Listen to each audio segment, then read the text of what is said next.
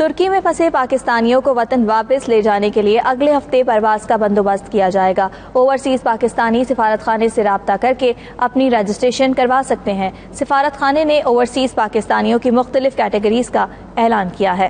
ترکی میں پاکستان کے نائب سفیر سید علی اسد کے مطابق آئندہ کچھ روز تک پی آئی اے کی خصوصی پرواز کے ذریعے ترکی کے مختلف شہروں میں پھنسے پاکستانیوں کو وطن واپس بھیجا جائے گا۔